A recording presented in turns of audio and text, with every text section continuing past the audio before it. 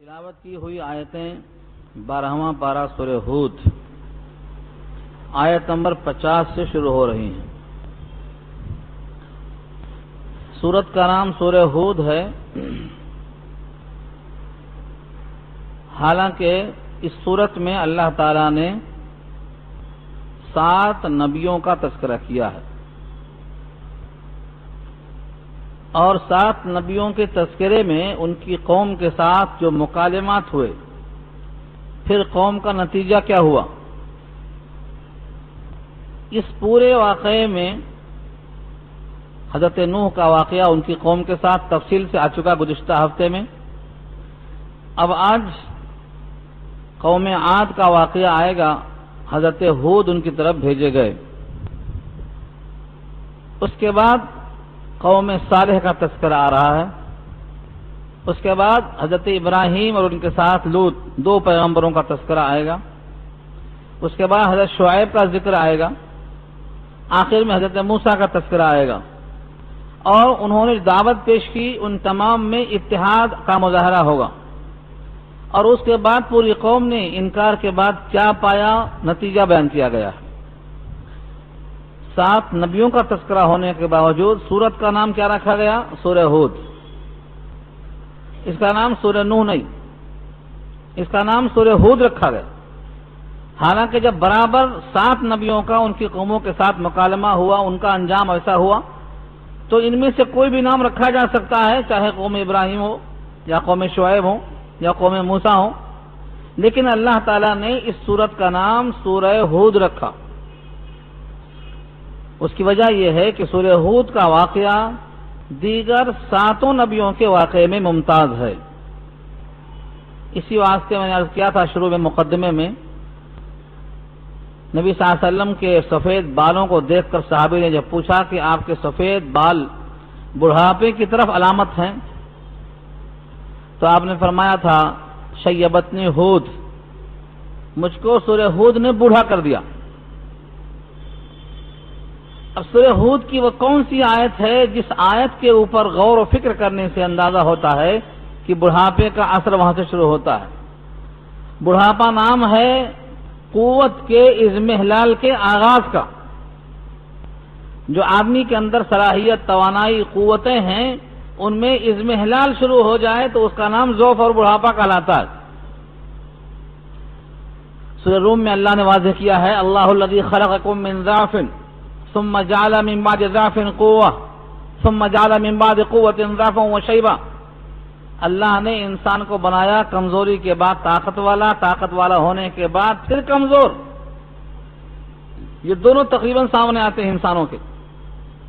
تو وہ ضعف والی آیت کون سی ہے جس کی بنیاد پر یہ کہا گیا ہے، وہ انشاءاللہ آگے آ رہی ہے، فاستقم کما امرت، یہ آیت۔ تو سورہ ہود میں جو سب سے اہم واقعہ ہے وہ قوم ہود کا ہے۔ اس واقعے میں جو مشترک جملہ ہے سارے نبیوں کے درمیان وہ یہ ہے، اعبدوا اللہ ما لکم من الہ غیرہ۔ یہ جملہ سب نے کہا، یعنی تمام انبیاء کی مشترکہ دعوت اسی جملے پر دائر ہوتی ہے کہ اللہ کی عبادت کرو، تمہارے واسطے کوئی دوسرا معبود کے سوا نہیں ہے، کوئی اور معبود، کوئی اور مسجود تمہارے واسطے نہیں ہے، یہ ہر نبی نے اعلان کیا۔ الفاظ دیکھیں آپ، وَإِلَىٰ عَادٍ أَخَاهُمْ هُودًا، اور عاد کی طرف یعنی قوم عاد کی طرف۔ عاد 2 ہیں، ایک تو ہے عادن الاولیٰ، عادن الاولیٰ سے مراد قوم عاد ہی مراد ہے، اور ایک ہے عاد اخرى جس کو سمود کہا جاتا ہے، جس کا ذکر اس کے بعد کے رکوع میں آ رہا ہے۔ یہ دونوں قومیں اوپر جا کر ایک ہی خاندان سے ملتی ہیں۔ ان دونوں قوموں کا تذکرہ اللہ نے سورہ فجر میں کیا ہے، تفصیل کے ساتھ کیا ہے۔ تو قوم عاد کی 2 تقسیم ہے، ایک عاد اولیٰ اور ایک عاد ثانیہ، جس کو عادن الاولیٰ کہا وہ پہلی، اور جس کو عاد اخرى کہا ہے وہ سمود مراد ہے۔ تو وَإِلَىٰ عَادٍ، اور عاد کی طرف ہم نے بھیجا اخاہم، ان کے بھائی۔ ظاہر یہ ہے کہ پوری قوم کا کوئی بھائی نہیں ہوتا، مراد ہے قبیلہ، ہم قبیلہ۔ ہود کو، ہود علیہ السلام کو اللہ تعالیٰ نے عاد کی طرف بھیجا، اور ہود قوم عاد کے بھائی ہیں، یعنی پوری قوم ان کو اپنا بھائی تصور کرتی ہے، کیونکہ وہ قبیلہ اور قبیلے کا ہر فرد اپنے کو خاندان کا ایک فرد سمجھتا ہے۔ تو بھائی سے مراد یہاں سگا بھائی، نسبی بھائی مراد نہیں ہے، بلکہ قوم عاد میں سے ہر فرد ایک دوسرے کو بھائی سمجھتا ہے، قبیلے کا بھائی۔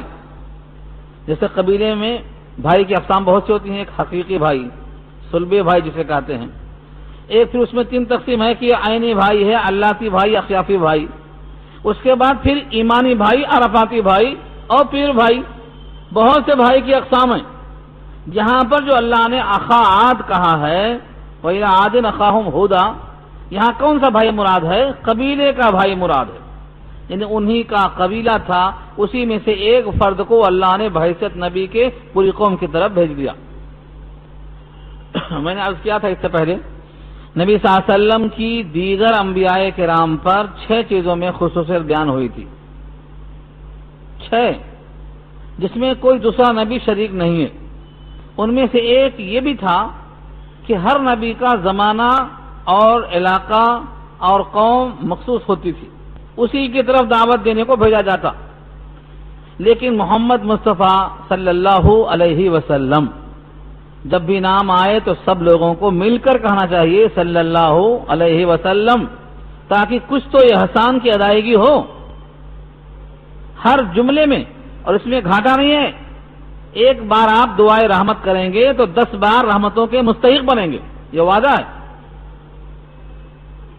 تو ساری کائنات کی طرف بھیجا گیا آپ کو، کوئی قبیلہ خاص نہیں ہے اس کے لیے۔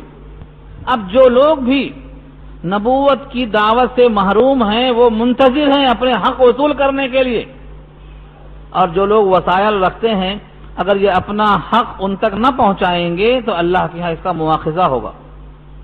جس کے پاس جتنی سکت ہے، جتنی توانائی ہے، جتنی صلاحیت ہے، جتنی لیاقت ہے، جتنے وسائل ہیں، ان تمام کو استعمال کرے اور ان کا یہ حق ان تک پہنچائے۔ قال، ہود علیہ السلام نے کیا کہا قوم سے؟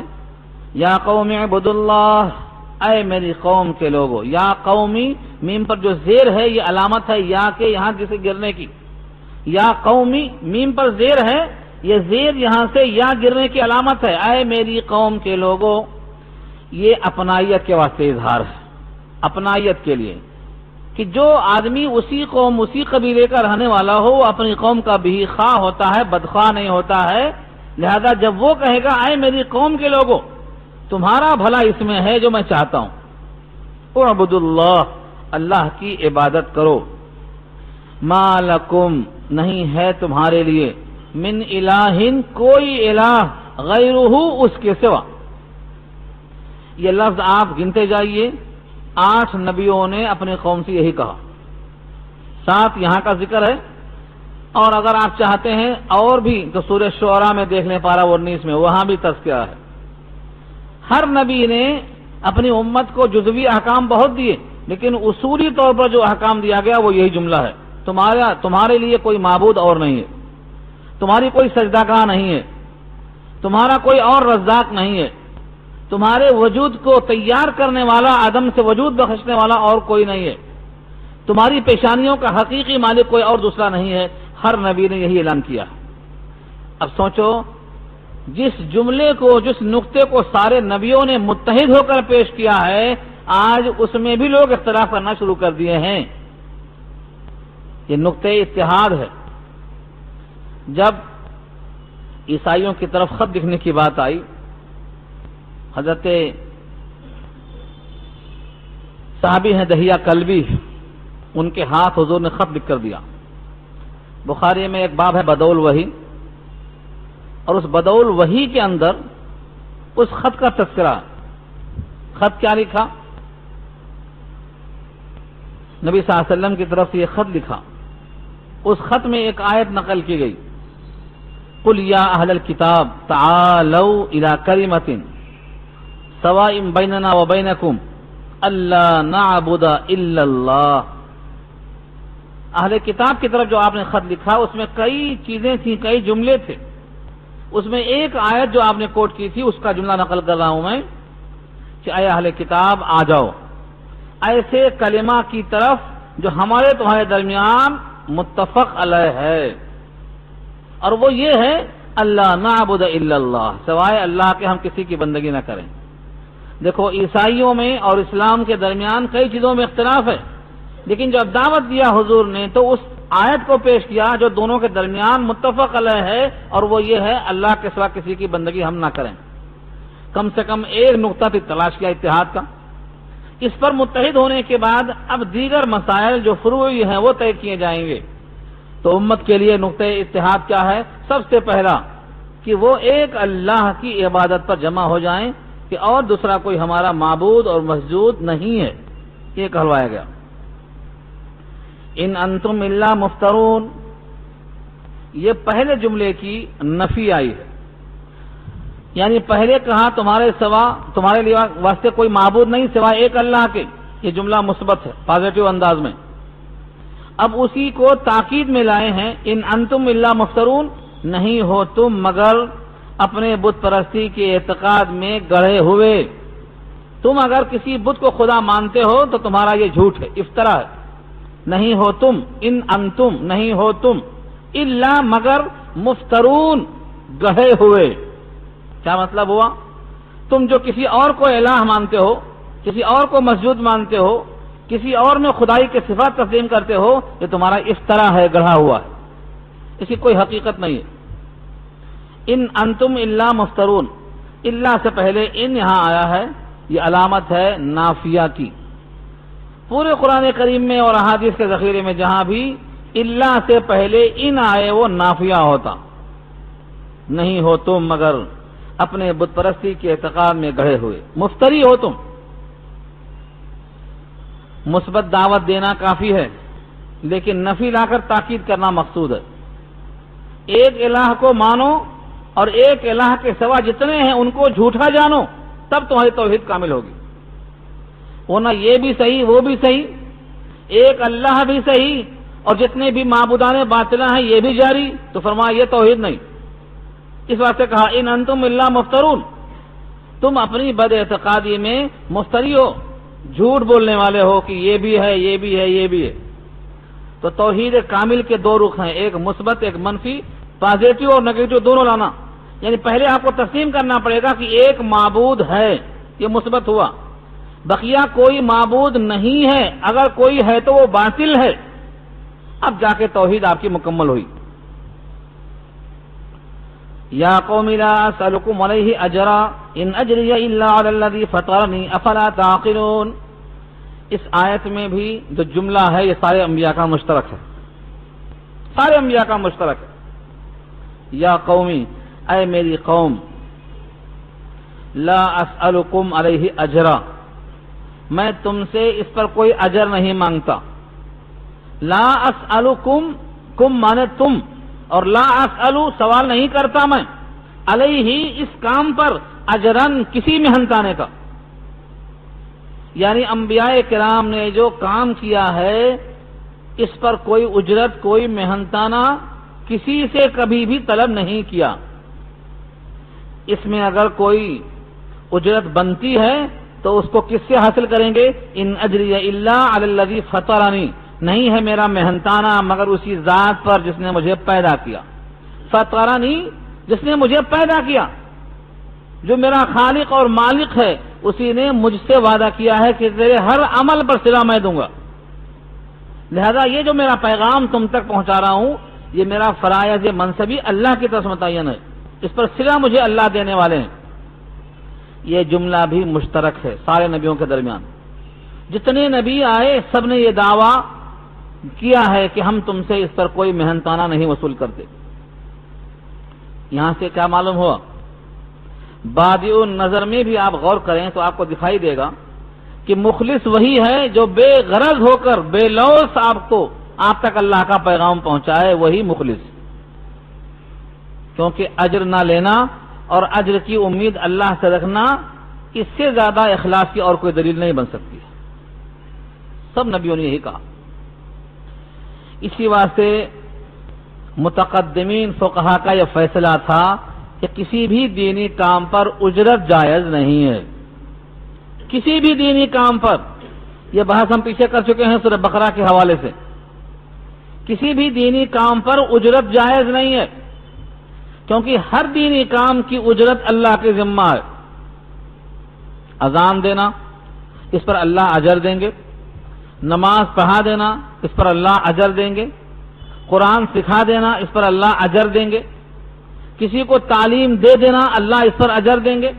تو جب ہر عمل پر اللہ سے اجر ملنے کی توقع ہے تو آپ اجیر اللہ کے ہوئے، اجرت اللہ کے ذمہ ہے، پھر بندوں سے آپ کیا وصول کر سکیں گے؟ یہ متقدمین فقہا کا نظریہ تھا اور آج تک باقی ہے۔ جو بھی خدمت ہو اس خدمت پر اجر چاہیے تو اللہ سے چاہیے، اور ایسا نہیں ہے کہ اللہ اس پر قادر نہیں ہے۔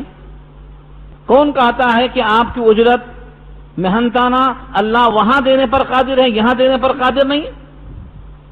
جس طرح اللہ آخرت میں ہر عمل پر اجر دینے پر قادر ہیں، دنیا میں بھی اجر دینے پر قادر ہیں۔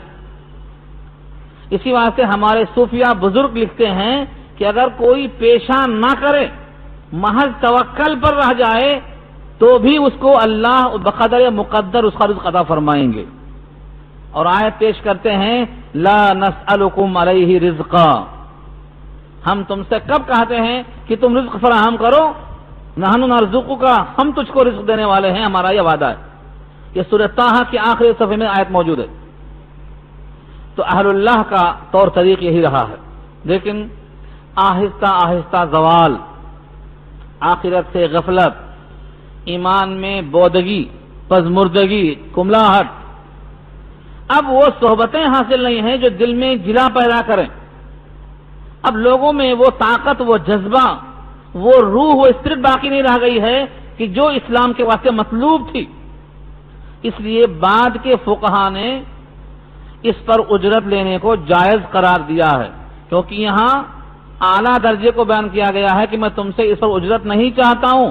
یہ نہیں کہا کہ اس پر اجرت لینا جائز نہیں ہے، میں تم سے اجرت نہیں چاہتا ہوں، لیکن کسی عمل پر اجرت کا لے لینا یہاں منع نہیں ہے۔ اس لیے بعد کے فقہا نے اذان کی تنخواہ، امام کی تنخواہ، تعلیم قرآن کی تنخواہ، یہاں تک کہ حضرت امام شافعی رحمۃ اللہ علیہ نے تو استدلال فرمایا کہ اگر کوئی تعلیم قرآن دے بیوی کو اور مہر نہ دے تو تعلیم قرآن اس بیوی کے لیے مہر کے بدلے قابل قبول ہو جائے گا۔ اور انہوں نے دلیل پیش کی ان احق ما اخذتم علیہ اجرا فهو کتاب اللہ، جس پر تم کو اجر لینے کا زیادہ حق ہے وہ اللہ کی کتاب ہے۔ یہ روایت بخاری میں 2 مقام پہ آئی ہے، اسی روایت سے ان کا استدلال ہے۔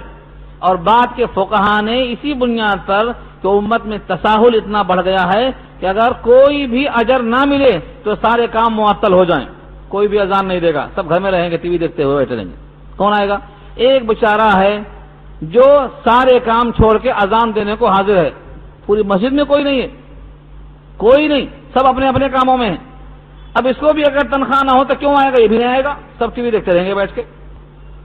تو تنخواہ مقرر کر دو تاکہ دینی کام میں تعطل نہ پیدا ہو، دینی کاموں میں حرج پیدا نہ ہو۔ ورنہ صحیح بات تو یہی ہے کہ انبیاء کرام نے اللہ پر بھروسہ کرتے ہوئے دنیا والوں سے اجرت نہیں لیا ہے، اجرت نہیں چاہا، یہی سارے انبیاء کی مشترکہ دعوت ہے۔ اور بڑی عجیب بات لکھا ہے فقہا نے کہ تاثیر میں اس کا بڑا دخل ہے۔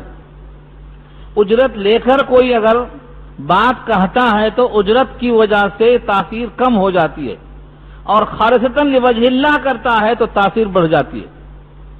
یہ فقہا نے اپنے اثرات کو مرتب کیا ہے۔ بہرحال یہاں جواز عدم جواز کی بحث نہیں چلتی ہے، بلکہ اخلاص اور اعلیٰ درجے کی بات چل رہی۔ ان انتم الا مفترون کے بعد فرمایا کہ میرا تم سے کوئی سوال نہیں ہے کہ تم اس پر محنتانہ ادا کرو، بس یہ میرا تم تک پیغام ہے، اور یہ پیغام میں بھی تسلط نہیں ہے کہ تم کو ماننا ہی پڑے گا، صرف میرا کام پہنچا دینا ہے۔ علینا البلاغ، ہمارے ذمہ صرف پہنچانا ہے، منوانا، مسلط ہو جانا یہ کسی نبی کے ذمہ نہیں تھا۔ آج بھی اگر قوم اتنا ہی سمجھے کہ ہمارے ذمہ صرف پہنچا دینا ہے، آج کیا ہو رہا ہے، جن کے ذمہ صرف پہنچانا ہے وہ دو طریقے سے کمزور پڑتے ہیں. ایک تو جو پہنچانا ہے وہ نہیں پہنچا رہے ہیں، کچھ اور پہنچا دے رہے ہیں، اور جن کو پہنچانا ہے ان کو نہیں پہنچا رہے ہیں، کسی اور کو پہنچا رہے ہیں. دو غلطی ہوئی. جو پہنچانا وہ نہیں پہنچا رہے ہیں، اور جن کو پہنچانا ان کو نہیں پہنچا رہے ہیں. یہ دو غلطی کر رہے ہیں. اور تیسری غلطی یہ کر رہے ہیں، جس کیفیت سے پہنچانا ہے اس کیفیت سے نہیں پہنچا رہے ہیں. یہ تین غلطیاں ہو رہی. پہنچانا کیا ہے؟ بلغ ما انزل، جو اللہ نے نازل کیا ہے یہ پہنچانا ہے، اس کو نہیں پہنچا رہے ہیں. اور جن تک نہیں پہنچا ہے ان تک پہنچانا ہے. اور پہنچانے کی کیفیت یہ ہے وہی اخلاص کی بے غرض ہو کر، کوئی کسی سے خواہش نہیں رکھ کر اللہ سے اجر کی امید پر پہنچانا ہے. اور تینوں شکلیں اللہ نے بیان کر دی ہیں. فرمایا کہ میرا بدلہ تو صرف اللہ کے ذمہ ہے جس نے مجھے پیدا کیا ہے. فرمایا افلا تعقلون، کیا تم تعقل نہیں کرتے؟ یعنی نبوت کی تصحیح پر تم اتنا غور نہیں کر سکتے کہ میں آخر یہ کام اگر مفید نہیں ہے تو میں کیوں کروں، جب تم سے مجھے کوئی اجر لینا نہیں ہے، تم سے اجر ملنے والا نہیں ہے، اور اگر یہ کام خراب ہے تو اللہ سے بھی نہیں ملے گا، تو یہ بیکار کام میں کیوں کروں گا؟ ہاں تم کو عقل کرنا پڑے گا استعمال کہ تم سے محنتانہ وصول نہیں ہو رہا ہے، یقیناً اس کا بدلہ مجھے اللہ سے ملنے کی توقع ہے، تبھی میں یہ کام کر رہا ہوں. یہ ہے تعقل. اس سے معلوم ہوا انبیاء کرام کی تعلیمات عقل کے مطابق ہوتی ہیں، تبھی تعقل کی دعوت دی گئی ہے. ہمارے پاس بڑے زور شور سے لوگ بولتے ہیں اسلام میں عقل کا دخل نہیں، بس جو کہا گیا مان لو. ایسا نہیں ہے. قرآن کریم کی آیتوں میں بصراحت کئی مقام پر اگر آپ چاہیں تو ملے گا. افلا تعقلون کا مطلب کیا تم کو اتنا بھی عقل نہیں؟ کیا مطلب ہوا؟ یعنی عقل کا دخل کسی حد تک ہے، ہر جگہ عقل کو چھوڑ دینے کا حکم نہیں ہے. نہ ہر جائے مرکب تواں طاقتن کہ جہاں سپر باید انداختن، کہیں کہیں عقل ہارتی ہے، ہر جگہ عقل چھوڑ دو، نہیں ایسا نہیں ہے. اچھا ہے دل کے پاس رہے پاسبان عقل، لیکن کبھی کبھی اسے تنہا بھی چھوڑ دے. کچھ جگہیں ہیں جہاں عقل کام نہیں کرتی، وہاں چھوڑ دینا پڑتا، ورنہ بالعموم اللہ نے عقل کی دعوت دی ہے. کچھ آیتیں سن لیجیے آپ. مثلا یہ آیت ہے آپ کے سامنے کہ ایک شخص تم سے کچھ محنتانہ طلب کیے بغیر مسلسل اپنا کام کر رہا ہے، اگر وہ باطل ہے تو اتنی محنت اور لگن اور دھن سے یہ کام وہ کر ہی نہیں سکتا. اس کو یقیناً اپنے کام پر یقین ہے کہ کام کیے جاؤ دام خود بنیں گے، اس لیے وہ اللہ کے بھروسے پر کام کرتا ہے. اس میں تعقل کی ضرورت ہے. سورہ ملک میں کہا اللہ نے کہ جہنم میں جو جائیں گے تو وہ جہنم میں جانے والے افسردگی میں، افسوس میں کیا کہیں گے؟ کاش کہ ہم حق تعلیم کو سن لیے ہوتے، یا کم سے کم اپنی عقل استعمال کر لیے ہوتے تو ہم جہنم میں نہ جاتے.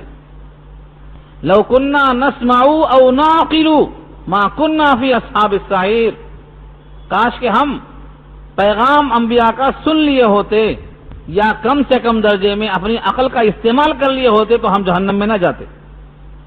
لو كنا نسمع او نعقل، ناقل کا مطلب عقل سے بھی توحید ثابت ہے. اگر کسی کی عقل صحیح سلامت ہے اور صحیح اس کا استعمال کرتا ہے تو توحید اس کے سامنے کھل کے آئے گی. آج جو لوگ توحید سے خالی ہیں وہ اپنی عقل کا استعمال نہیں کر رہے ہیں. تیسری آیت میں اللہ خود فرماتے ہیں سورہ انبیاء میں، ہم نے ایک کتاب بھیجا، اس کتاب میں تمہارا ہی تذکرہ ہے، تمہارا ہی چرچا ہے. لقد انزلنا الیکم کتابا فیہ ذکرکم افلا تعقلون، کیا تم اب بھی عقل نہیں لگاؤ گے؟ وہ کتاب میں تمہارا ہی تذکرہ ہے، تم کیسے سو، تم کیسے جاگو، تم کیسے بولو، تمہارا فکر کا زاویہ کیسا ہو، کیا تم اب بھی تعقل نہیں کرو گے؟ تو وہاں بھی تعقل کی بات کی ہے اللہ نے. دو مقام پر ایک آیت آئی ہے تھوڑے سے لفظ میں فرق کے ساتھ، افلا یتدبرون القرآن، کیا لوگ تدبر نہیں کریں گے قرآن میں؟ ام علی قلوب اقفالها، کیا دلوں پر قفل لگا ہوا ہے؟ تو یہ تدبر کیا ہے؟ عقل کو ترتیب دے کر ایک بات کو حاصل کرنا. کیسے ترتیب دیں گے؟ جو باتیں معلوم ہیں، معلوم شدہ باتوں کو جوڑ کر نامعلوم چیز کو نکالنا، یہ تدبر ہے. غور و فکر ہے، اور تدبر اور تفکر اور تعقل، یہ سب ایک ہی چیزیں ہیں تھوڑے سے فرق کے ساتھ۔ عقل کا استعمال ان سب میں پایا جاتا ہے، تو عقل کو چھوڑ دینا نہیں ہے، عقل کو ساتھ لے کے چلنا ہے۔ جو کہتے ہیں تمہاری عقل میں یہ بات نہیں آئے گی، یہ سب فراڈ ہے۔ ہاں، عقل میں بات آئے گی۔ ایک کتاب ہے حضرت تھانوی علیہ الرحمہ کی، احکام اسلام عقل کی روشنی میں، احکام اسلام عقل کی روشنی میں انہوں نے ثابت کیا ہے کہ جتنے بھی احکامات ہیں عقلاً ویسا ہی ہیں جیسا شریعت میں ہے، ثابت کیا انہوں نے۔ یہاں تک کہ 4 بیویاں کیوں ہیں اس کی عقلی دلیل پیش کیا انہوں نے۔ اسلام کی تمام باتیں غور و فکر کر کے آپ دیکھ لیں، تحقیق کر لیں، کوئی بھی جگہ سے آپ اس کو ہٹا نہیں سکیں گے 1 انچ کے واسطے بھی، کیونکہ جس نے عقل بنایا ہے اسی کا بھیجا ہوا یہ نمونہ ہے، اس واسطے عقل کے خلاف نہیں ہو سکتا ہے۔ اب اس کے بعد دعوت شروع ہوتی ہے، یہ بھی دعوت مشترک ہے۔ وَيَا قَوْمِ اسْتَغْفِرُوا رَبَّكُمْ ثُمَّ تُوبُوا إِلَيْهِ، اور اے میری قوم کے لوگوں اپنے رب سے استغفار کرو۔ استغفروا امر ہے، استغفار مصدر ہے، الف سین تے نکال دیجئے، باب استفعال کی علامت ہے یہ، تو بچتا ہے غفرہ، غین فے رے، اور غفرہ کا لفظ کہیں بھی استعمال ہوا ہے تو مانے ڈھانپ دینا۔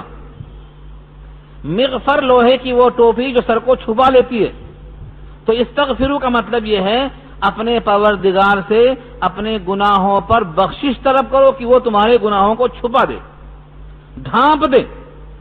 بخشش کی 2 شکلیں ہیں، ایک تو یہ ہے کہ گناہ کو مٹا دے، ریکارڈ سے حذف کر دے، نامہ اعمال میں جو گناہ درج ہو چکے ہیں ان کو میٹ کر صاف کر دے، وہاں وہ گناہ باقی نہ رہے۔ اس سے پہلے یہ بات آ چکی ہے کہ جیسے نامہ اعمال سے نیکیاں نکل جاتی ہیں ایسے ہی گناہ بھی نکل جاتے ہیں، نیکی بھی نکل جاتی ہے تو گناہ بھی نکل جاتے ہیں، دونوں کے اسباب الگ الگ ہیں۔ تو کبھی ایسا ہوتا ہے کہ نامہ اعمال میں وہ نیکی ہی مٹا دی جاتی ہے، رہتی نہیں اس کے اندر، اللہ اس کو میٹ دیتے ہیں، صفائی کر دیتے ہیں۔ ذاتی رائے نہیں ہے میری، اللہ نے لکھا ہے سورہ رعد میں پارہ 13 کی آیت ہے، یمحو اللہ ما یشاء ویثبت وعندہ ام الکتاب، جتنا اللہ چاہتے ہیں مٹا دیتے ہیں، جتنا چاہتے ہیں باقی رکھتے ہیں، ان کے پاس اصل کتاب ہے۔ اصل کتاب سے مراد لوح محفوظ ہے جہاں تقدیر لکھی ہوئی ہے، تقدیر معلق اور مبرم دونوں کا وہاں ذکر کیا ہے، لکھا ہوا ہے کہ ہم نماز پڑھیں گے، ہم کر رہے ہیں، نماز پڑھ رہے ہیں۔ کچھ ایسی چیزیں بھی ہیں جو معلق لکھی ہوئی تھیں، اگر یہ توبہ کرے گا تو یہ گناہ مٹا دوں گا، یہ توبہ کرے گا تو یہ چیزیں دے دوں گا، جس کو تقدیر معلق کہتے ہیں۔ وہ اصل کتاب اللہ کے پاس محفوظ ہے، وہ جتنا چاہتے ہیں مٹا دیتے ہیں، یمحو مٹا دیتے ہیں، یمحو اللہ ما یشاء جو اللہ چاہتے ہیں مٹا دیتے ہیں۔ جب لوح محفوظ سے مٹا دیتے ہیں جہاں تقدیر لکھی ہے تو تقدیر سے بھی وہ نکل جاتا ہے اور نامہ اعمال سے بھی وہ نکل جاتا ہے۔ وَيُثْبِتْ اور باقی رکھتے ہیں جتنا وہ چاہتے ہیں، وَعِنْدَهُ أُمُّ الْكِتَابِ ان کے پاس اصل کتاب موجود ہے۔ تو بعض دفعہ جب بندہ استغفار کرتا ہے تو اللہ ان گناہوں کو ڈھانپ دیتے ہیں، ریکارڈ میں تو ہے مگر اب کسی کو نظر نہیں آئے گا، ترازو کی تول جب ہوگی تو وہاں پر نہیں تولا جائے گا۔ سابقہ گناہ مراد ہے، اسے سابقہ گناہوں پر توبہ۔ ثم توبوا الیہ پھر اس کی طرف متوجہ ہو جاؤ، سابقہ گناہوں پر استغفار اور آئندہ کے اعمال کے واسطے توجہ اور رجوع ہو جاؤ۔ توبوا الیہ، چنانچہ توبہ اور استغفار 2 لفظ الگ الگ ہیں۔ توبہ جس کے معنی رجوع کے آتے ہیں، تابہ یتوبو کے معنی آتے ہیں رجوع ہونا، متوجہ ہونا، تابہ الی کسی کی طرف متوجہ ہونا، اور تابہ علی کسی کی توبہ قبول کرنا۔ تابہ الی اللہ بندہ اللہ کی طرف رجوع ہوا، اور تاب اللہ علیہ اس کی توبہ اللہ نے قبول کر لیا۔ تو الی اور علی کا فرق ہے یہ۔ فرمایا اللہ سے اپنے گناہوں کی بخشش چاہو پھر اس کی طرف متوجہ ہو جاؤ۔ اس کا 3 فائدہ نقل کیا ہے۔ پہلا فائدہ یرسل السماء علیکم مدرارا، تم پر آسمان سے پانی برسائیں گے. یرسل بھیجیں گے السماء آسمان سے علیکم تم پر مدرار. مدرار کے معنی پانی کی کثرت. اتنی پانی کی کثرت جس کو ہم بولتے ہیں موسلادھار بارش. خوب دل کھول کے بارش ہوتی ہے. یعنی جتنا زیادہ سطح زمین پر قوت ہے قبول کرنے کی سب کو آسودہ کر دیتے ہیں. یہ ہے مدرار، موسلادھار بارش، لگاتار زوردار بارش. تو توبہ اور استغفار کا نقد فائدہ کیا ہے؟ بارش ہوگی، اور بارش میں تمہاری زمین کی حیات پوشیدہ ہے، اور زمین کی حیات میں تمہاری غذا پوشیدہ ہے، اور تمہاری غذا میں تمہاری بقا پوشیدہ ہے، اور تمہاری بقا تمہارے واسطے مقصود ہے تاکہ تم کچھ کرنے کے لائق باقی رہو.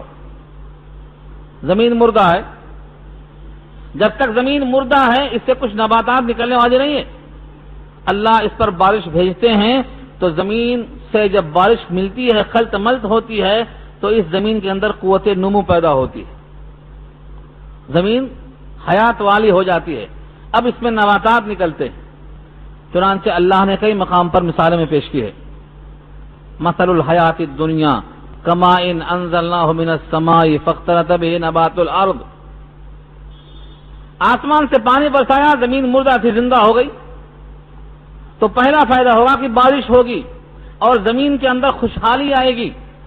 اور جو چارہ نکلے گا وہ دو قسم کا، متاعا لکم ولانعامکم. تم کھاؤ گے، تمہارے چوپائے کھائیں گے. تم گیہوں کا دانہ کھاؤ گے، بھوسا وہ کھائیں گے. تم پھل کھاؤ گے، چھلکے بکریاں کھائیں گی. متاعا لکم ولانعامکم. تو پہلا فائدہ یہ ہے کہ تمہاری بقا جس رزق میں ہے، اور وہ رزق موقوف ہے جس زمین پر، جس بارش پر، تمہارے توبہ استغفار کے طفیل میں سب ہونے والا ہے.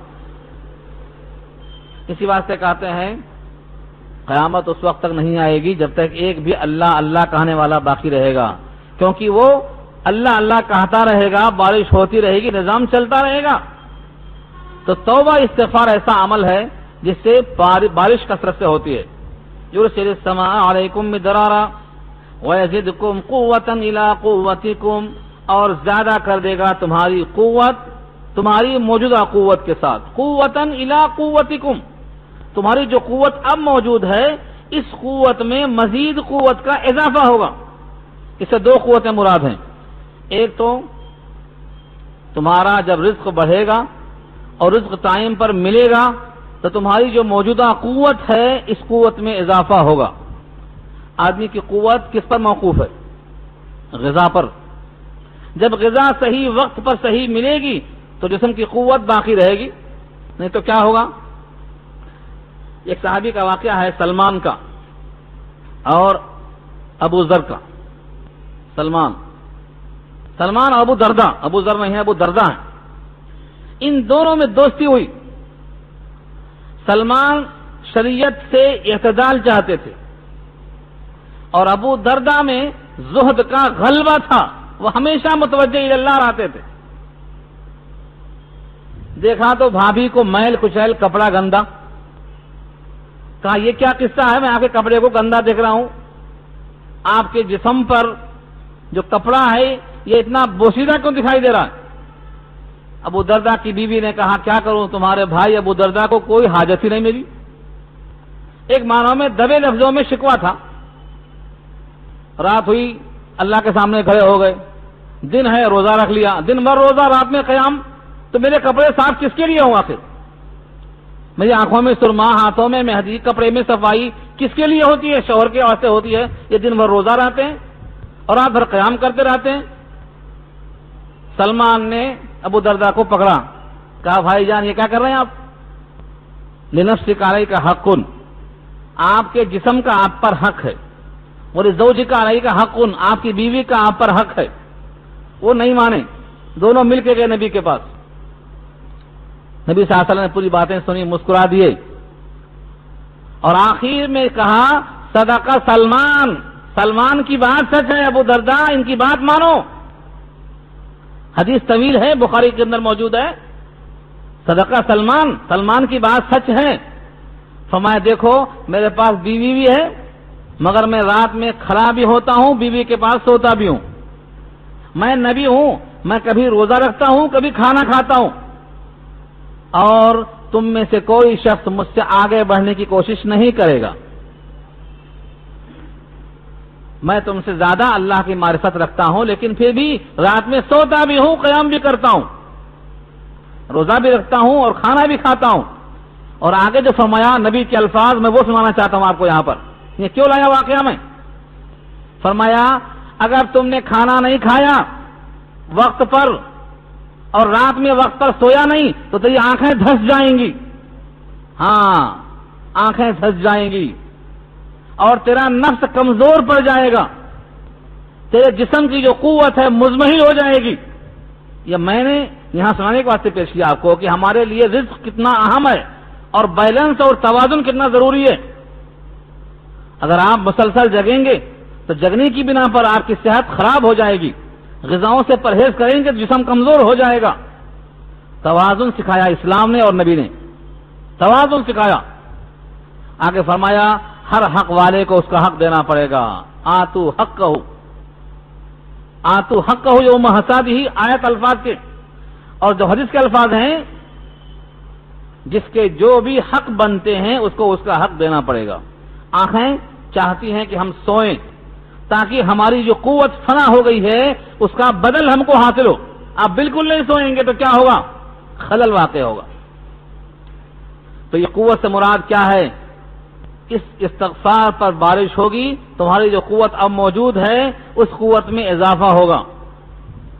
کھانا پینا اور اعتدال پر قائم رہنا یہ اسلام سکھاتا، بے راہ روی نہیں، بالکل دنیا چھوڑ دیا، بالکل بیوی بچوں کو چھوڑ دیا، بالکل آرام چھوڑ دیا۔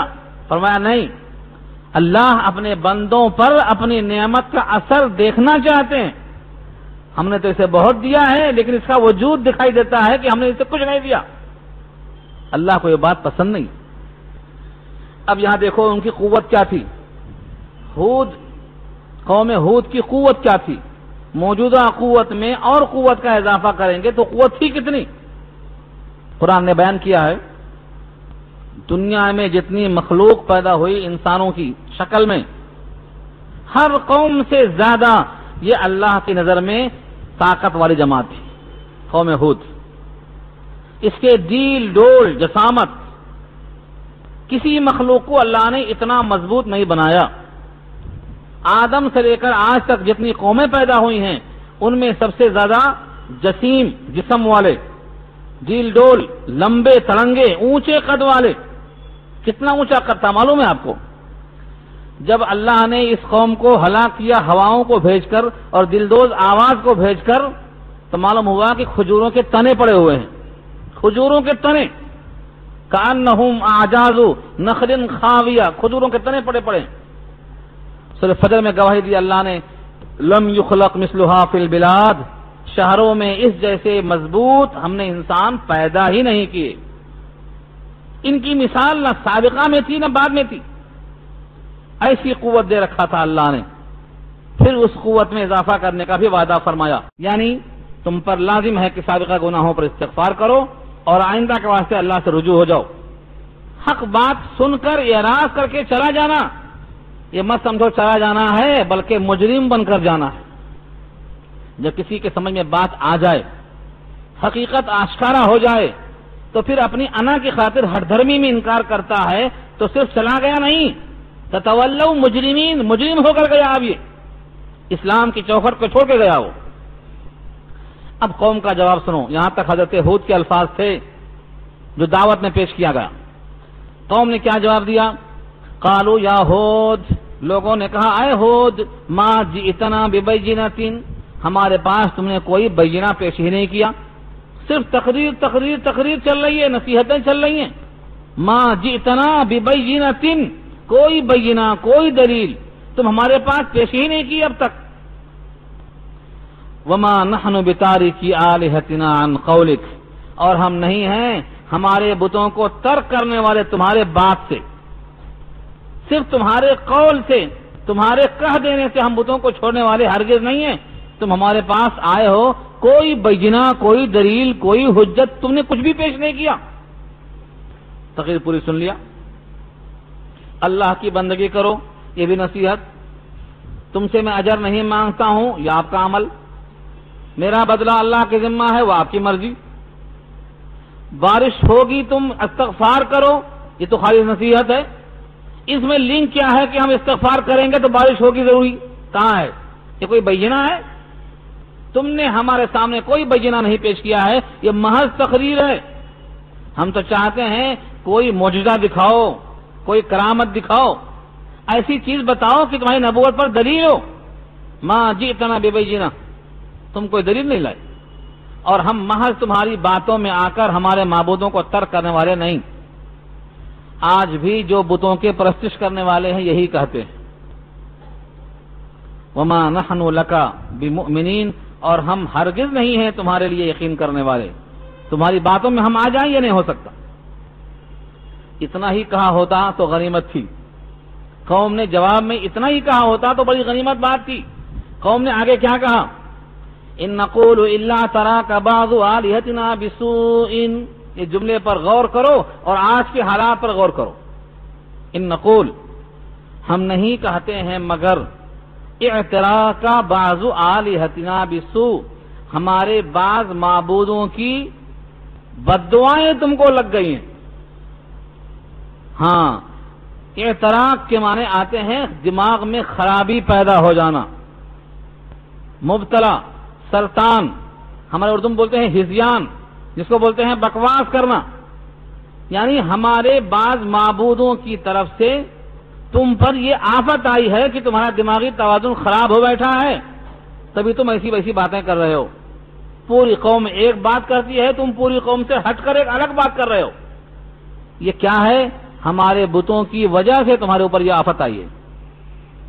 ان نقول، ہم نہیں کہتے ہیں مگر اعتراک بعض آلہتنا بسوء، ہمارے معبودوں میں سے کسی نے آپ کو کسی خرابی میں مبتلا کر دیا. کیا خرابی ہے؟ سرطان، ہذیان. جب آدمی کچھ نہ کچھ بولتا رہتا ہے تو اس کو ہذیان کہا جاتا ہے. ایک مقام پہ قرآن نے اس کی تشریح کی ہے، انہ لقول فصل وما ہوا بالہزل. یہ قرآن قول فیصل ہے، ہزل گوئی نہیں ہے، ہذیان نہیں ہے. پوری قوم نے بڑے زور سے یہ بات کہی کہ ہمارے معبودوں کے خلاف تم نے کہا تو ہمارے معبودوں میں سے بعض کی وجہ سے تم پر یہ آفت آئی. تو یہ اعتراق کے معنی دماغی خرابی. آج بھی اگر ہم کسی بات میں توحید کی دعوت دیتے ہیں تو ساری قوم کے لوگ یہی کہتے ہیں تم نے ان کے بارے میں یہ کہا، انہوں نے تم پر ایسا کر دیا. توحید سے ہٹ کر جو بات کوئی پیش کرتا ہے سب یہی کہتے ہیں کہ ان کی نحوست تمہارے سر پہ لگے گی. اب یہ توحید کے خلاف جملہ تھا. حضرت ہود نے جو کہا تھا آج وہی قوم سے کہنا پڑے گا. حضرت ہود نے کیا کہا؟ قال انی اشہد اللہ، کہا بے شک میں اللہ کو گواہ بناتا ہوں، واشہد، اور تم بھی گواہ بن جاؤ، انی بریء مما تشرکون، کہ میں بالکل بری ہوں اس عقیدے سے جو تم شرک میں مبتلا ہو. کسی کا دماغی توازن اللہ کے قبضے قدرت میں ہے، کسی کے دماغ کو ڈھیلا کر دینا یہ صرف اللہ کے قبضے قدرت میں ہے. کسی مخلوق میں یہ طاقت نہیں ہے کہ کسی کو پاگل بنا دے، کسی کو دیوانہ بنا دے. اولاً تو میں پاگل دیوانہ ہوں نہیں، میری باتوں میں بکواس تم کو نظر آتی ہے، تمہارا فطور خود ہے یہ. لیکن یاد رکھ لو میں اس شرک سے بہت بری ہوں. میں نے اللہ کو گواہ بنایا اور اے لوگوں تم بھی گواہ بن جاؤ کہ اس عقیدے سے میں بہت دور ہوں. میرا عقیدہ کیا ہے؟ صرف اللہ میں یہ قدرت اور قوت ہے کہ وہ جس بندے کو جس حال میں چاہے رکھ دے. کسی بندے کا کوئی حال کسی مخلوق کے قبضے قدرت میں اللہ نے نہیں رکھا.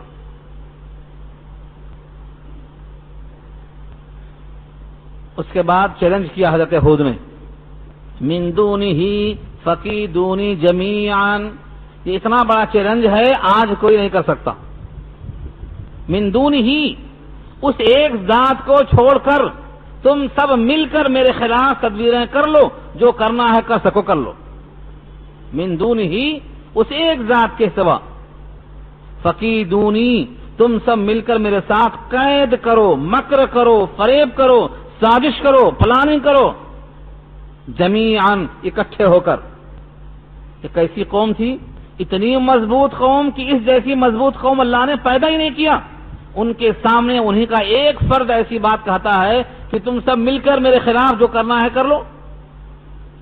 یہ بھروسہ اللہ پر کتنا کامل درجے کا ہے۔ یہ چیلنج اور یہ تحدی بذات خود ایک معجزہ ہے۔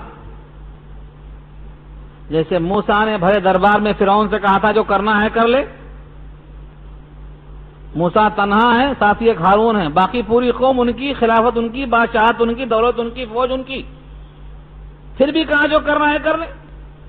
یہ پوری قوم کے سامنے للکارنا کہ ایک اللہ کے سوا تم سب مل کر میرے ساتھ جو کرنا چاہے کر لو، اور سنو ثم لا تنظرون، مجھے ذرا مہلت بھی مت دو، ابھی کرنا ہے جو کر لو۔ ثم لا تنظرون، مجھے مہلت مت دو، مجھے دم لینے مت دو، ذرا ٹھہرو میں بھی تیار ہو کے آتا ہوں۔ نہیں، یہ نبی کے دل پر جو اطمینان ہوتا ہے، یہ اہل اللہ کو جو مقام ملتا ہے کہ جب وہ اللہ پر کامل بھروسہ رکھتے ہیں تو کائنات کا خوف ان کے دل سے نکل جاتا ہے۔ اسی کو اللہ نے کہا ہے وَمَن يَتَوَكَّلْ عَلَى اللَّهِ فَهُوَ حَسْبُهُ، جو بھروسہ اللہ پہ کر لیتا ہے تو اللہ اس بندے کے واسطے کافی ہو جاتے۔ وَمَن يَتَوَكَّلْ عَلَى اللَّهِ فَهُوَ حَسْبُهُ، اور دوسرے مقام پہ فرمایا وَمَن يَتَّقِ اللَّهَ يَجْعَل لَّهُ مَخْرَجًا، جو اللہ سے ڈرتا ہے اللہ مخرج نکلنے کا راستہ بنا دیتے ہیں اس کے واسطے، چاہے وہ دریائے نیل میں ہو، چاہے وہ آگ میں ہو، چاہے وہ کسی فوج کے درمیان میں ہو، چاہے کسی کی سلطنت کے آن میں ہو، کہیں بھی ہو، اللہ سے ڈرنے والے کو راستہ نکلتا ہے۔ تو حضرت ہود کا یہ چیلنج کرنا کہ اس اللہ کو چھوڑ کر تم جو چاہے میرے ساتھ کر لو، اللہ کو چھوڑ کر جس کو چاہے جمع کر لو، اس میں ان کے بت بھی تو آ گئے جن کی وجہ سے تمہارا یہ دعویٰ تھا کہ ان بتوں کی وجہ سے تمہارا دماغ خراب ہو گیا ہے۔ اگر وہ میرا دماغ خراب کر سکتے تو مجھ کو مار ڈالنے پر قادر ہوں گے نا، بلا لو ان کو بھی۔ یہ ہے چیلنج گویا۔ تمہارے خیال کے مطابق ان بتوں کو میں نے برا بھلا کہا ہے، ان کی نحوست سے میں دیوانہ ہوں، تو اب سنو میرا اعلان، اللہ کو چھوڑ کر ان کو بھی تم جن کو چاہے بلا لو، اور جن کی طاقت سے میں پاگل ہو گیا ہوں بقول تمہارے، ان کی طاقت سے مجھے ختم کر دو۔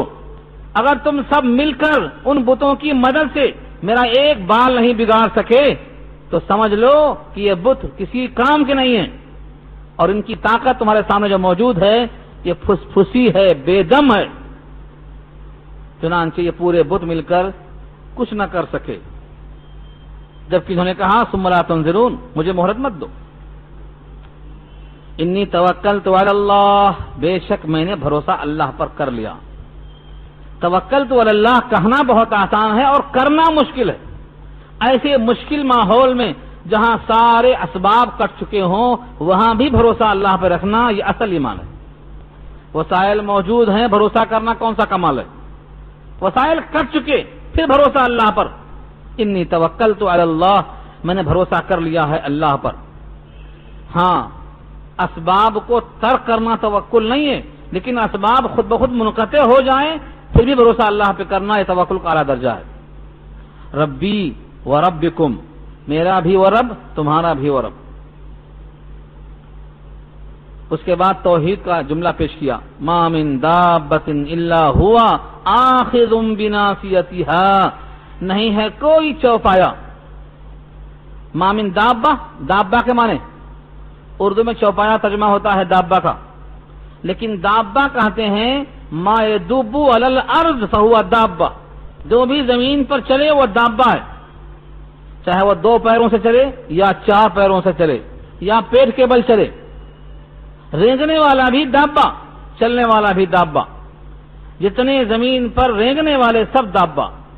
سورہ نور میں اللہ نے فرمایا ہے واللہ خلق کل دابۃ من ماء فمنهم من يمشي على بطنه ومنهم من يمشي على رجلين ومنهم من يمشي على 4، جتنے زمین پر رینگنے والے ہیں سب کو اللہ نے پیدا کیا ہے، ان میں سے بعض پیٹ کے بل چلنے والے ہیں، بعض 2 پیروں پر، بعض 4 پیروں پر، تو سب دابہ۔ یہاں فرمایا گیا جتنے دابہ ہیں نہیں ہے کوئی دابہ ایسا الا ہوا مگر ہوا اللہ کی ذات آخذ پکڑنے والا ہے بناصیتھا اس کی پیشانی کو، سب کی پیشانی اس کے قبضے قدرت میں ہے۔ یہ بعین ہی ویسا ہی جملہ ہے جیسا خود حدیث قدسی میں آتا ہے کہ جتنے بادشاہ ہیں ان بادشاہوں کے قلوب میری چٹکیوں کے درمیان ہیں۔ انا ملک الملوک وقلوب الملوک فی بیدی اقلب کیف اشاء، جتنے بادشاہ ہیں سن لو میں بادشاہوں کا بادشاہ ہوں اور ہر بادشاہ کا دل میری چٹکی کے درمیان ہے، جس طرح چاہتا ہوں پھیرتا ہوں۔ وہاں بادشاہوں کا دل کہا اور یہاں فرمایا ہر دابہ کی پیشانی اس کی چٹکی میں ہے۔ پیشانی کیوں کہا؟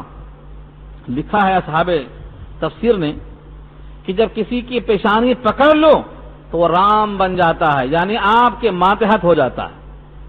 اسی واسطے پتہ نہیں آپ نے پڑھا تھا دعا نہیں پڑھا تھا مجھے نہیں معلوم، حکم یہ دیا اللہ کے نبی نے جب کوئی پہلی شب میں بیوی کے پاس جائے تو اس کی پیشانی کے بال پکڑ کر یہ دعا پڑھے۔ آپ تو ماشاءاللہ گزر چکے اس مرحلے سے، اب دعا پڑھے ہوں گے تو آج تک وہ قابو میں رہے گی آپ کے، اور دعا پڑھنا بھول گئے ہوں گے تو آپ اس کے قابو میں ہوں گے، وہ آپ کی مرضی ہے۔ ہاں نبی صلی اللہ علیہ وسلم نے دولہے کے واسطے یہ حکم دیا ہے کہ پیشانی کے بال پکڑ کر یہ دعا پڑھے۔ اب میں دعا پڑھ بھی دوں تو کیا یاد ہو جاتی ہے؟ آپ کو یاد نہیں ہوتی؟ دعاؤں کی کتاب میں پڑھیے آپ اس میں، اے اللہ میں اس پیشانی میں جو خیر ہے وہ آپ سے طلب کرتا ہوں، اور جو اس پیشانی میں شر ہے اس شر سے میں آپ کی پناہ چاہتا ہوں۔ یہ مضمون ہے اس دعا کا۔ اللہم انی اسألک من خیرها وخیر ما جبلتها علیہ، تو یہ دعا اگر کسی نے پہلی شب میں پڑھ لیا ہے اور دم کر دیا ہے تو بیوی زندگی بھر رام رہے گی، اور اگر اس نے چھوڑ دیا ہے اب جا کے پڑھنا چاہے گا تو کام نہیں آئے گی وہ۔ ہاں اب فائدہ نہیں پڑھ کے چلا گیا اس کا وقت۔ گوربارہ روز اول باعث کشت مثل مشہور ہے، پہلے دن جو قبضہ کر لیا قبضہ اسی کا ہے۔ اللہ اکبر۔ فرمایا کہ پیشانی کا بال پکڑنے سے پورا وجود اس کے ماتحت میں آ جاتا ہے۔ دیکھا آپ نے سورہ علق پارہ 30 میں اللہ نے کیا فرمایا ہے؟ جب ابو جہل نے نبی صلی اللہ علیہ وسلم کو نماز میں ستایا تو اللہ نے کیا فرمایا وہاں؟ کَلَّا لَئِن لَّمْ يَنْتَهِ لَنَسْفَعًا بِالنَّاصِیَةِ، ناصیہ مانے پیشانی، وہی تو یہاں بھی ہے۔ ناصیہ کے مانے پیشانی، ناصیۃ کاذبۃ خاطئۃ، وہ ایسی پیشانی ہے جو جھوٹی ہے، خطا کار ہے۔ کس کی پیشانی تھی یہ؟ ابو جہل کی پیشانی۔ کہا اگر یہ اپنی حرکت سے باز نہیں آیا تو ہم بلا لیں گے زبانیاں فرشتوں کو، اس کی پیشانی کو تو ہم پکڑنے والے ہیں۔ اور سورہ رحمان میں اللہ نے فرمایا ہے مجرم سے سوال نہیں ہوگا، یسأل لا یسأل عن ذنبہ، یسأل نہیں لا یسأل عن ذنبہ انس ولا جان، سوال ہی نہیں کریں گے ہم، پھر کیا کریں گے؟ فیؤخذ بالنواسی، اسی ناسیہ کی جمع وہاں بھی آئی ہے بالنواسی، یؤخذ بالنواسی والاقدام، ان کے پیروں کو ان کی پیشانی سے باندھ کر گول رنگ بنا کر پھینک دیں گے۔ یؤخذ بالنواسی والاقدام، سورہ رحمان تو پڑھو سمجھ کر ایک مرتبہ۔ سورہ رحمان دلہن ہے قرآن کریم کی، جس طرح سورہ یاسین دل ہے قرآن کریم کا۔ ایک بار دلہن دیکھتے ہیں نا آپ، تمنا لے کر جاتے ہیں دلہن دیکھیں گے، قرآن کی دلہن سورہ رحمان کو ایک بار سمجھ کر دیکھو۔ تو نواسی اور ناسیہ یہ پیشانی کے بال بہت اہم ہوتے ہیں۔ جب کسی کے پیشانی کے بال قبضے میں آ جاتے ہیں تو اس کا وجود اس کے ماتحت ہو جاتا ہے۔ یہاں وہی مراد لیا ہے کہ ہر ایک جو زمین پر رینگنے والے چوپائے، جانور، حشرات الارض، کیڑے مکوڑے، سب ان کی پیشانیاں اللہ نے پکڑ رکھا ہے۔ یعنی کوئی بھی درندہ اور کوئی بھی سباع البہائم، چوپائے، کسی کو تکلیف نہیں دے سکتے جب تک کہ اللہ نہ چاہے، کیونکہ پیشانی اللہ کے قبضے میں ہے۔ الا هو آخذ بناصیتها، اگر کسی کو یقین آ جائے کہ اس شیر کی پیشانی اللہ نے پکڑ رکھا ہے کہ مجھے کاٹے گا، وہ یقین کہاں سے لائیں گے ہم؟ علامہ سعدی نے کہا تھا ور روی در دہان شیر و پلنگ نہ خرندت مگر بروز اجل، اگر تم شیر چیتے کے منہ میں چلے جاؤ تجھے نہیں کھائیں گے مگر اسی دن جو دن مقرر ہے موت کے واسطے. یہاں سے لائے کوئی کسی کو ضرر نہیں پہنچا سکتا کیونکہ پیشانی اللہ کے قبضے میں ہے. اللہ چاہے تو ضرر پہنچا سکتا ہے. یہ ہے توکل, یہ ہے بھروسہ اللہ کی ذات پر. اس پر واقعات سنیں گے آپ تو بہت واقعات میں سنا چکا ہوں اس سے پہلے صحابہ کرام کے. اسد الغابہ فی معرفت الصحابہ آپ دیکھیں آپ ایک شیر پر صحابی سواری کر رہے ہیں. ہاں شیر پر صحابی سواری کر رہے ہیں اور کیا فرماتے ہیں, ہم اللہ کے نبی کے غلام ہیں, راستے سے بھٹک گئے ہیں, اللہ کے دین کی سربلندی کی خاطر گھر چھوڑ کر نکلے ہوئے ہیں, ہم بچھڑ گئے ہیں, تجھ پر لازم ہے کہ نبی کے چاہنے والوں کا قافلہ کہاں ہے مجھے وہاں تک پہنچا دے. سفینہ کہتے ہیں وہ شیر دم ہلانے لگا اور صحابی کو ساتھ لے کر چلنے لگا. آپ صحابہ کی تاریخ نہیں پڑھے, ایسے ایسے حیرت انگیز واقعات, صحابہ کے حیرت انگیز واقعات کہ دل کام نہیں کرتا. ان کو اتنا یقین تھا کہ یہ شیر مجھے نہیں کاٹ سکتا کیونکہ میں اس کے رب کے کام پر نکلا ہوں. اس رب کی قوت اتنی ہے کہ اس کی پیشانی اس کے قبضے میں ہے. صحابہ اپنے یقین کے ساتھ آگے بڑھتے تھے. یہ فرمایا ان ربی علی صراط مستقیم, بے شک میرا رب صراط مستقیم پر ہے, یعنی جو صحیح راستہ انصاف کا ہے اسی پر قائم ہے اور اس کے حکم پر چلنے والا بھی صراط مستقیم پر چلنے والا ہوگا. فَإِن تَوَلَّوْا فَقُدْ أَبْلَغْتُكُمْ مَا أُرْسِلْتُ بِهِ إِلَيْكُمْ, پس اگر تم نے پیٹھ پلٹا لیا, پس اگر تم نے حق کو نہیں مانا تو سنو, ابلغتکم میں پہنچا چکا تم تک, کیا ما ارسلت بہ الیکم جو دے کر بھیجا گیا ہوں میں تم تک پہنچانے کے لیے پہنچا دیا, اب میرا کام نہیں. ہاں سنو, البتہ تمہارا وجود اس زمین سے اللہ صاف کر کے نئی مخلوق پیدا کریں گے اور تم اللہ کا کچھ نہیں بگاڑ سکو گے. وَيَسْتَخْلِفُ رَبِّي قَوْمًا غَيْرَكُمْ, غیرکم مانے تمہارے سوا دوسری قوم کو اللہ پیدا کریں گے بطور خلیفہ کے. یستخلف ربی, میرا رب خلیفہ بنائے گا کسی اور قوم کو تمہارے علاوہ. ولا تضرونہ شیئا, اور تم اللہ کا کچھ بھی نہیں بگاڑ سکو گے. یعنی تم کو جب اللہ بدل دیں گے تو تم پوری قوم مل کر اللہ کا نقصان نہیں کر سکو گے. تمہارا وجود تمہارے خطرے میں ہے, تم اپنی خیر مناؤ. تم نے میری بات کو نہ مان کر مجھ کو کچھ نہیں صدمہ پہنچایا, میں نے اپنا پیغام پہنچایا, یہی میرا فرض تھا. اب نہ مانیں گے تم خود مٹ جاؤ گے, نہ مانو گے تو مٹ جاؤ گے تم. ولا تضرونہ شیئا, اور تم اللہ کا کچھ بگاڑ نہیں سکو گے. ان ربی علی کل شیء حفیظ, میرا رب ہی ہر چیز پر نگہبان ہے, نگہبانی ختم کر دے گا, تم تباہ ہو جائیں گے.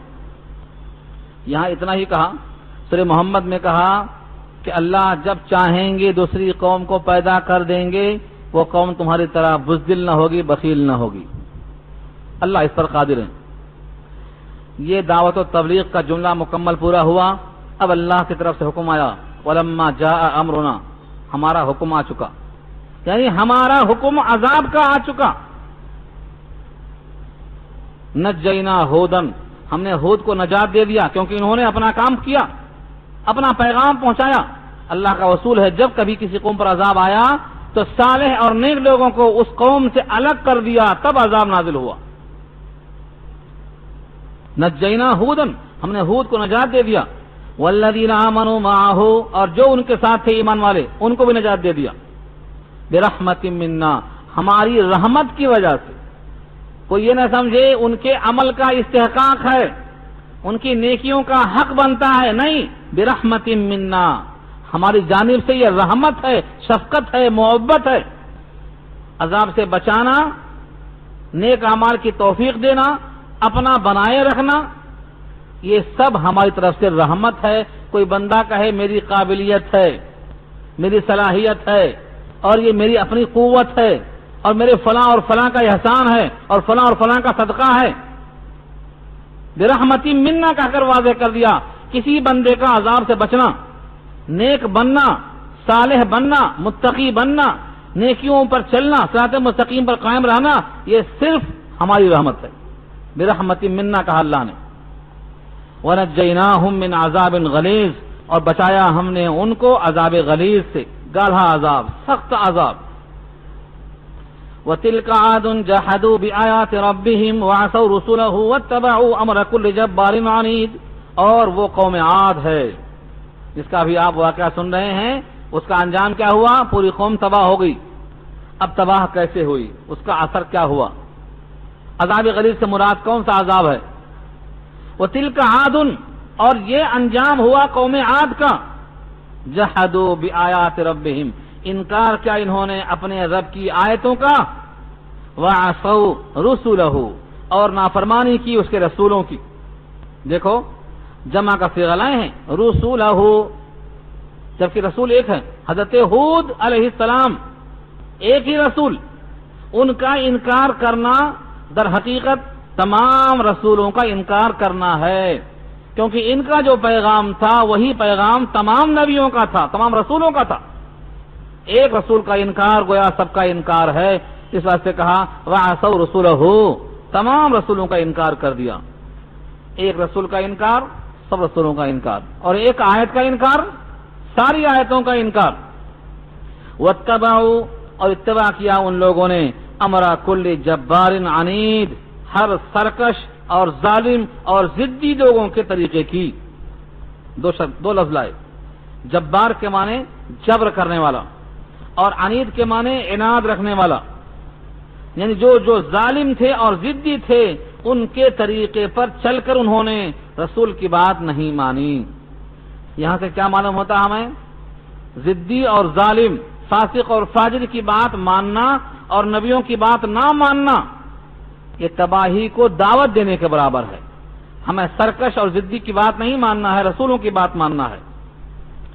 وَأُتْبِعُوا فِي هَذِهِ الدُّنْيَا لَعْنَةً، اور لگا دی گئی اس دنیا میں لعنت ان کے پیچھے۔ اتبعو کے معنی پیچھے لگا دی گئی، چپکا دی گئی اس دنیا میں لعنت، وَيَوْمَ الْقِيَامَةِ، اور قیامت کے دن بھی۔ ہم سمجھتے ہیں ساری بلائیں قیامت ہی میں آئیں گی، تب تک فرصت ہے، جو چاہے کرو۔ یہاں فرما دیا آخرت میں تو لعنت لگے گی ہی لگے گی، دنیا میں بھی چپکایا ہم نے لعنت ان کے پیچھے۔ وَأُتْبِعُوا فِي هَذِهِ الدُّنْيَا لَعْنَةً، لعنت کو ہم نے اس دنیا میں ان کے پیچھے لگا دیا۔ وَيَوْمَ الْقِيَامَةِ، اور قیامت کے دن بھی۔ الا، آگاہ رہو، ان عادًا کفروا ربهم، بے شک قوم عاد نے اپنے رب کی نافرمانی کی۔ الا بعدا لعاد قوم ہود، اور آگاہ رہو، دوری ہو قوم عاد کے لیے، قوم عاد کے لیے۔ الا بعدا لعاد قوم ہود، قوم ہود کیوں کہا؟ حضرت ہود ان کی طرف بھیجے گئے تھے۔ ایسی عاد کے لیے دوری ہو، کس سے دوری ہو؟ رحمت سے دوری ہو۔ اس پر عذاب کون سا آیا؟ دو آیتیں بتاتی ہیں ہمیں۔ ایک آیت معلوم ہوتا ہے کہ اس قوم پر سخت آندھی آئی۔ وَأَمَّا عَادٌ فَأُهْلِكُوا بِرِيحٍ صَرْصَرٍ عَاتِيَةٍ، سورہ حاقہ میں اللہ نے فرمایا ہے ان کی تباہی کے واسطے سامان کیا کیا ہم نے؟ ہوا بھیجا، سخت آندھی بھیجا۔ وَأَمَّا عَادٌ فَأُهْلِكُوا بِرِيحٍ صَرْصَرٍ عَاتِيَةٍ، تیز تند ہوا آندھی کی شکل میں۔ کب تک تھی وہ؟ کتنے روز تھی؟ سخرها علیہم 7 لیال و8 ایام حسوما، ہاں 7 راتیں اور 8 دن، 7 راتیں 7 لیال و8 ایام، 8 دن حسوماً لگاتار۔